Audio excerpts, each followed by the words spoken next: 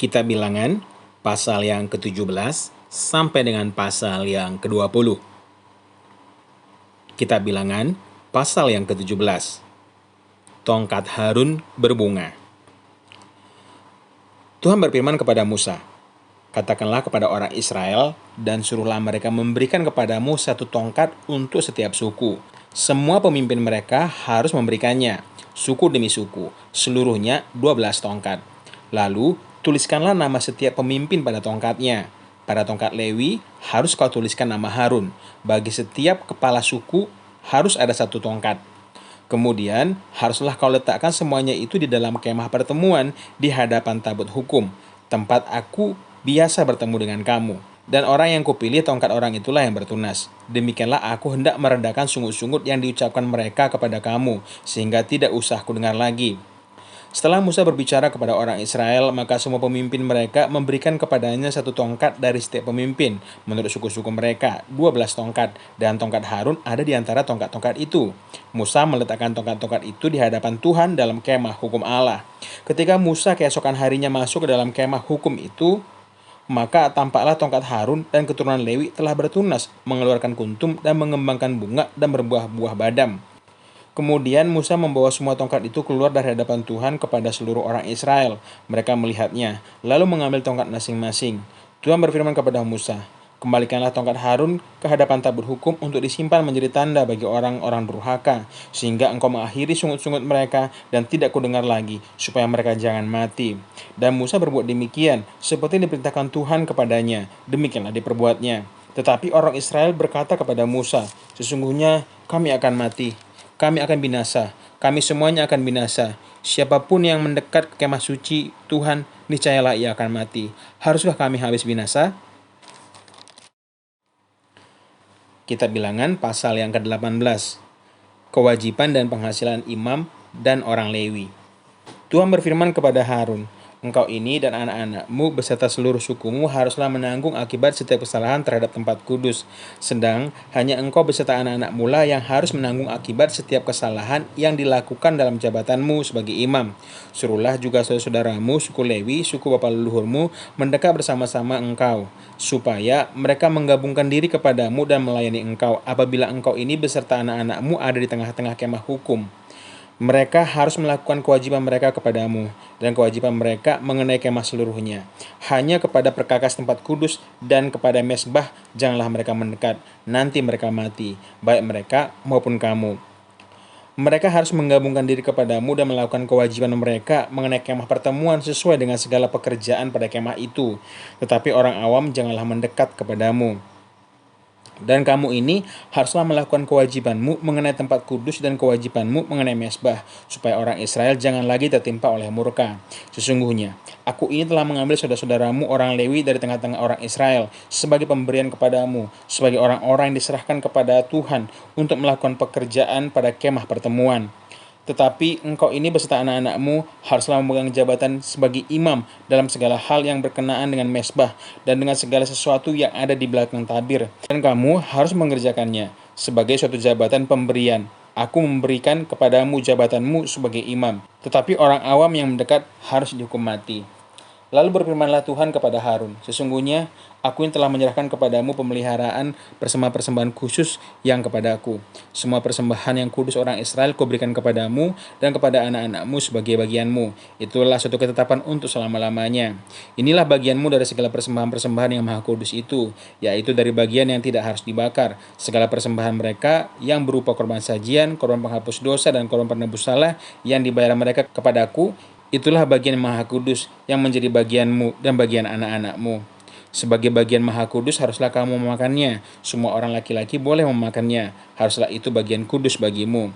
Dan ini pun adalah bagianmu, persembahan khusus dari pemberian mereka yang lain, termasuk segala persembahan unjukan orang Israel. Semuanya itu kuberikan kepadamu dan kepada anak-anakmu laki-laki dan perempuan bersama-sama dengan engkau. Itulah suatu ketetapan untuk selama-lamanya. Setiap orang yang tahir dari seisi rumahmu boleh memakannya.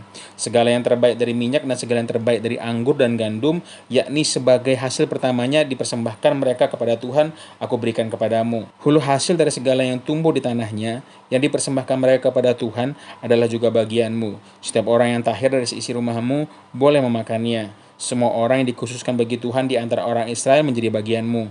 Semua orang yang terdahulu lahir dari kandungan segala yang hidup, yang dipersembahkan mereka kepada Tuhan, baik dari manusia maupun dari binatang, adalah bagianmu. Hanya haruslah kamu menebus anak-anak sulung manusia, juga anak sulung binatang yang najis haruslah kamu tebus. Mengenai uang tebusan, dari sejak berumur 1 bulan haruslah kau tebus menurut nilainya, yakni 5 sikal perak ditimbang menurut sikal kudus. Sikal ini 20 gera beratnya. Tetapi anak sulung lembu, domba atau kambing janganlah kau tebus. Semuanya itu kudus. Darahnya haruslah kau siramkan pada mezbah, dan lemaknya kau bakar sebagai korban api-apian, menjadi bau yang menyenangkan bagi Tuhan. Tetapi dagingnya adalah bagianmu, sama seperti dada persembahan dan paha kanan. Segala persembahan khusus, yakni persembahan kudus, yang dipersembahkan orang Israel kepada Tuhan, aku berikan kepadamu, dan kepada anakmu laki-laki dan perempuan, bersama-sama dengan engkau. Itulah suatu ketetapan untuk selama-lamanya. Itulah suatu perjanjian garam untuk selama-lamanya, di hadapan Tuhan bagimu, serta bagi keturunanmu. Tuhan berfirman kepada Harun, di negeri mereka engkau tidak akan mendapat milik pusaka, dan tidak akan beroleh bagian di tengah-tengah mereka. Akulah bagianmu, dan milik pusakamu di tengah-tengah orang Israel. Mengenai Bani Lewi, sesungguhnya aku berikan kepada mereka segala persembahan persepuluhan di antara orang Israel sebagai milik pusakanya, untuk membalas pekerjaan yang dilakukan mereka, pekerjaan pada kemah pertemuan. Maka janganlah lagi orang Israel mendekat kepada kemah pertemuan, sehingga mereka mendatangkan dosa kepada dirinya, lalu mati. Tetapi orang Lewi, merekalah yang harus melakukan pekerjaan pada kemah pertemuan, dan mereka harus menanggung kesalahan mereka. Itulah satu ketetapan untuk selama-lamanya, bagimu turun-temurun. Mereka tidak akan mendapat milik pusaka di tengah-tengah orang Israel, sebab persembahan persepuluhan yang dipersembahkan orang Israel kepada Tuhan sebagai persembahan khusus, kuberikan kepada orang Lewi sebagai milik pusakanya. Itulah sebabnya aku telah berfirman tentang mereka. Mereka tidak akan mendapat milik pusaka di tengah-tengah orang Israel. Tuhan berfirman kepada Musa, lagi, haruslah engkau berbicara kepada orang Lewi dan berkata kepada mereka, apabila kamu menerima dari pihak orang Israel persembahan persepuluhan yang kuberikan kepadamu dari pihak mereka sebagai milik pusakamu, maka haruslah kamu mempersembahkan sebagian daripadanya sebagai persembahan khusus kepada Tuhan, yakni persembahan persepuluhanmu dari persembahan persepuluhan itu. Dan persembahan itu akan diperhitungkan sebagai persembahan khususmu, sama seperti gandum dari tempat pengirikan, dan sama seperti hasil dari tempat pemerasan anggur. Secara demikian, kamu pun harus mempersembahkan sebagai persembahan khusus kepada Tuhan sebagian dari segala persembahan persepuluhan yang kamu terima dari orang Israel, dan yang dipersembahkan daripadanya sebagai persembahan khusus pada Tuhan haruslah kamu serahkan kepada Imam Harun. Dari segala yang diserahkan kepadamu, yakni dari segala yang terbaik di antaranya, haruslah kamu mempersembahkan seluruh persembahan khusus kepada Tuhan sebagai bagian kudus daripadanya. Lagi, haruslah engkau berkata kepada mereka, apabila kamu mengkhususkan yang terbaik daripadanya, maka bagi orang Lewi haruslah hal itu dihitung sebagai hasil tempat pengirikan dan hasil tempat pemerasan anggur. Kamu boleh memakannya di setiap tempat, kamu dan seisi rumahmu, sebab upahmu lah itu untuk membalas pekerjaanmu di kemah pertemuan. Dan dalam hal itu, kamu tidak akan mendatangkan dosa kepada dirimu, asal kamu mengkhususkan yang terbaik daripadanya. Demikianlah, kamu tidak akan melanggar kekudusan persembahan-persembahan kudus orang Israel, dan kamu tidak akan mati. Kitab Bilangan, pasal yang ke-19, air pentahiran. Tuhan berfirman kepada Musa dan Harun, inilah ketetapan hukum yang diperintahkan Tuhan dengan berfirman, katakanlah kepada orang Israel supaya mereka membawa kepadamu seekor lembu betina merah yang tidak bercela, yang tidak ada cacatnya, dan yang belum pernah kena kuk. Dan haruslah kamu memberikan kepada Imam Eleazar. Maka lembu itu harus dibawa keluar tempat perkemahan, lalu disembelih di depan imam. Kemudian Imam Eleazar harus mengambil dengan jarinya sedikit dari darah lembu itu. Lalu haruslah ia memercikkan sedikit ke arah sebelah depan, ke kemah pertemuan sampai 7 kali. Sesudah itu, haruslah lembu itu dibakar habis di depan mata imam. Kulitnya, dagingnya, dan darahnya haruslah dibakar habis bersama-sama dengan kotorannya. Dan imam harus mengambil kayu aras, hisop, dan kain kirmiji dan melemparkannya ke tengah-tengah api yang membakar habis lembu itu. Kemudian haruslah imam mencuci pakaiannya dan membasuh tubuhnya dengan air. Sesudah itu masuk ke dalam tempat perkemahan, dan imam itu najis sampai matahari terbenam. Orang yang membakar habis lembu itu haruslah mencuci pakaiannya dengan air dan membasuh tubuhnya dengan air, dan ia najis sampai matahari terbenam. Maka seorang yang tahir haruslah mengumpulkan abu lembu itu dan menaruhnya pada suatu tempat yang tahir di luar tempat perkemahan, supaya semua itu tinggal tersimpan bagi umat Israel untuk membuat air pentahiran. Itulah penghapus dosa. Dan orang yang mengumpulkan abu lembu itu harus mencuci pakaiannya, dan ia najis sampai matahari terbenam. Itulah satu ketetapan untuk selama-lamanya bagi orang Israel dan bagi orang-orang asing yang tinggal di tengah-tengahmu.